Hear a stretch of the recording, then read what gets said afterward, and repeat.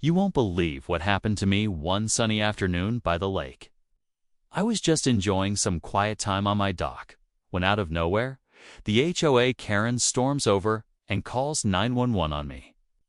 Yeah, she actually dialed emergency services just to get me kicked off my own dock.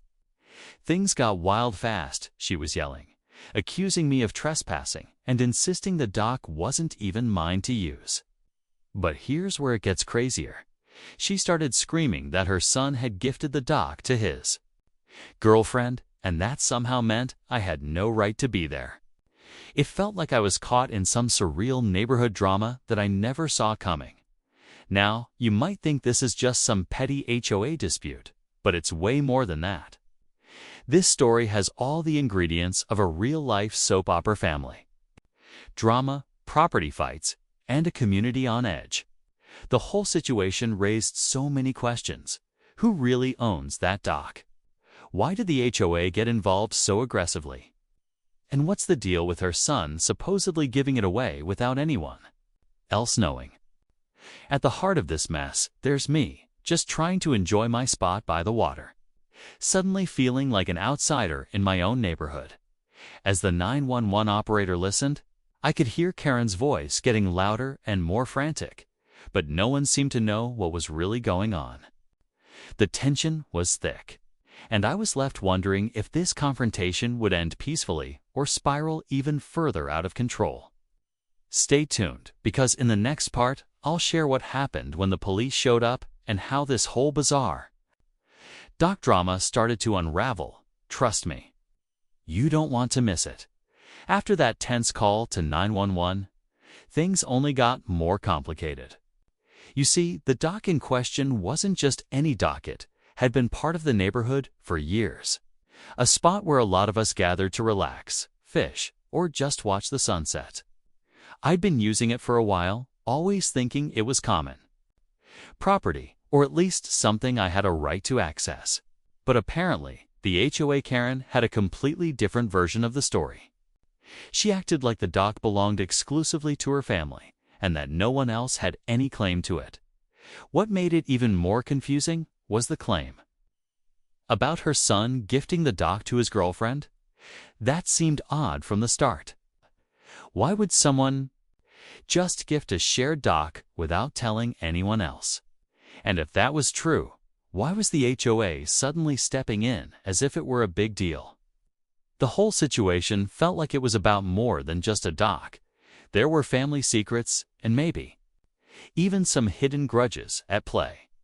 I tried to talk to a few neighbors, but no one seemed to want to get involved.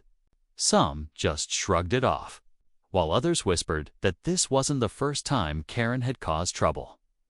Meanwhile, the police were on their way, and I was left standing there wondering how this could escalate from a simple misunderstanding to a full-blown confrontation. The tension in the neighborhood was building, and people started picking sides, some siding with the HOA, others with me. It felt like the calm lake was hiding a storm beneath the surface, and I wasn't sure when it would break as I waited for the officers to arrive. I couldn't shake the feeling that there was more to this story than what Karen was telling everyone. What really was the deal with her son's gift? And how would this showdown affect the community long term?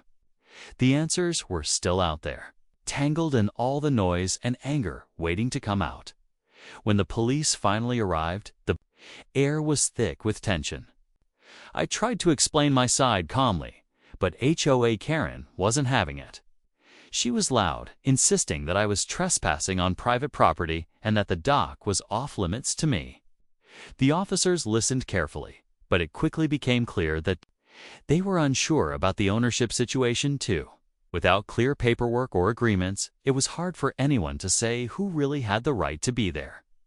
This uncertainty only added fuel to the fire. Meanwhile, whispers spread through the neighborhood. Some residents supported Karen, saying she was just protecting her family's property, while others sympathized with me, believing the dock should be accessible to the whole community. It became clear that this wasn't just a dispute over a dock. It was a clash of values, community rights versus private claims. What made it worse was the backstory about Karen's son.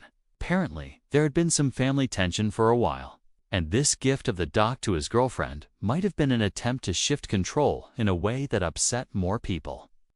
Then it helped in the midst of all this. A surprising subplot started to emerge. A few neighbors mentioned past disagreements with Karen's family about other shared spaces, hinting that this might be a pattern of behavior rather than a one-time issue. Some even talked about past HOA meetings where tensions ran high and alliances shifted like quicksand. It was like peeling back layers of a complicated history, one that hadn't been visible until now but was now coming to light because of this dock. Drama. As the police tried to figure out what to do next, I realized this wasn't going to end quickly. The deeper I dug, the more complicated it seemed, and I had to wonder, was this really just about a dock or something much bigger brewing beneath the surface? The answers were still hidden, and the stakes felt higher than ever. The hours that followed felt like they stretched on forever. The police stayed around, trying to piece together the messy details while Karen kept pushing her narrative louder and louder. She was relentless, claiming over and over that the dock was off-limits to me and anyone else who didn't have her son's permission. But when asked to show any official documents or agreements, her confidence faltered. Meanwhile, I was standing there, frustrated and confused, wondering how something so simple could spiral into such a heated standoff. What made everything even more intense was how the neighbors were starting to take sides openly. Some gathered quietly near the scene, whispering and casting glances. I could feel their judgment weighing on me. Was I really in the wrong here? Or was this Karen using her HOA power to intimidate people and control the neighborhood? The uncertainty gnawed at me. No one wanted to get involved directly, but the tension in the air was impossible to ignore. It felt like the whole community was holding its breath, waiting to see what would happen next, just when it seemed like things couldn't get more chaotic. Karen's son showed up. His presence added another layer of confusion. He didn't say much at first, but you could tell there was history here. And whatever that gift was supposed to be, it wasn't as simple as Karen made it sound. His girlfriend was there too, watching silently, adding to the awkwardness and the growing sense of drama. It was clear there were some personal conflicts tangled up with the property dispute, and they were spilling out in front of everyone. With the police still unsure how to act, Karen's voice rising, neighbors watching, and the family drama unfolding right before my eyes, I realized this confrontation was reaching a breaking point. Every second felt heavier, every word sharper. Something was about to snap, but what exactly and how was still anyone's guess. Just when I thought things couldn't get any more tangled, the situation took a sharp turn. Out of nowhere, another neighbor stepped forward, someone I hadn't really noticed before. With a shaky voice, they revealed that the dock wasn't actually part of Karen's family property at all. Instead, it belonged to a completely different homeowner, someone who had been away for months and hadn't been involved in any of the neighborhood drama. This revelation sent shockwaves through the crowd. Suddenly, everything Karen had been yelling about, the supposed gift from her son, the dock's ownership, it all started to fall apart. The police exchanged looks, clearly caught off guard. Karen's face went from confident to furious, and for a moment, you could see how much this threatened her control. If the dock didn't belong to her family, then her whole case against me was on shaky ground. But she wasn't about to back down easily. Instead, she doubled down, accusing this neighbor of lying and stirring up trouble.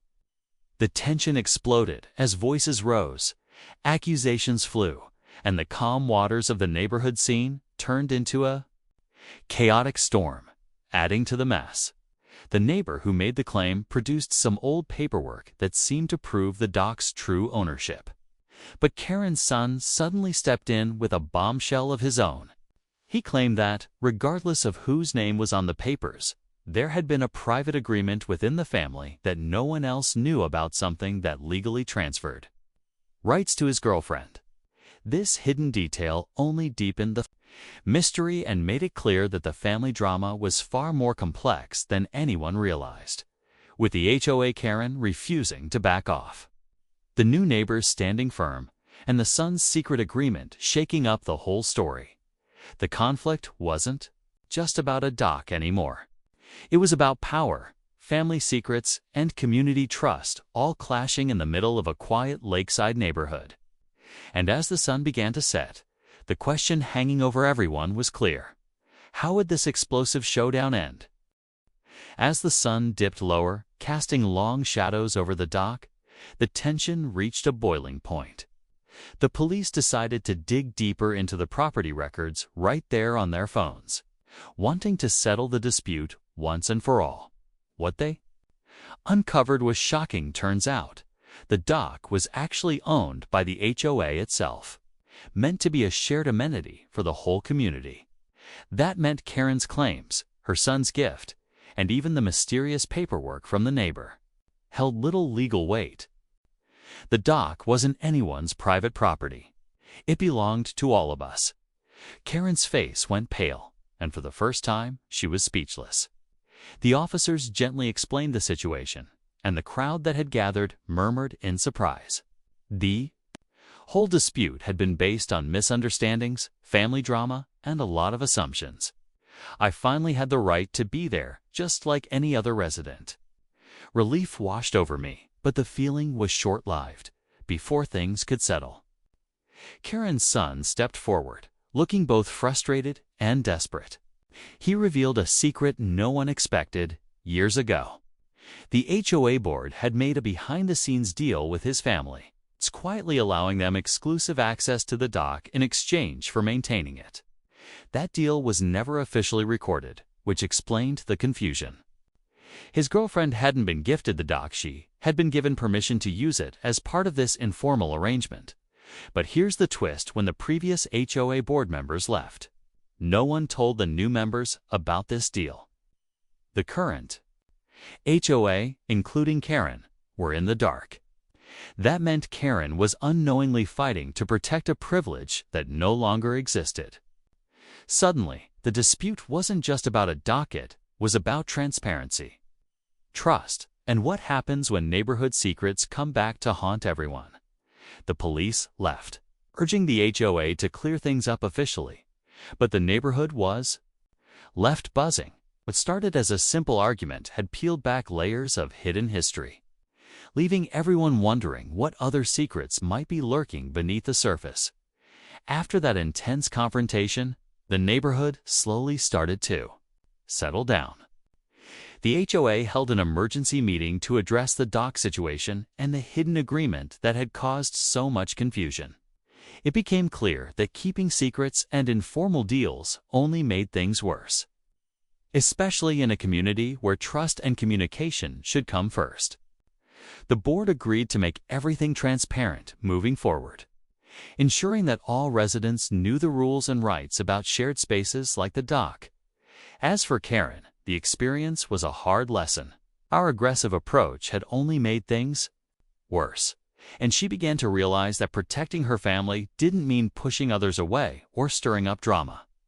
The son, too, seemed to understand that family matters shouldn't interfere with the peace of the whole neighborhood. Slowly, they started to reach out to neighbors, trying to rebuild trust that had frayed during the conflict. For me, this ordeal was a reminder of how quickly small disagreements can escalate when communication breaks down. What started as a simple misunderstanding about dock access turned into a story about community, respect, and the importance of clarity in neighborhood rules.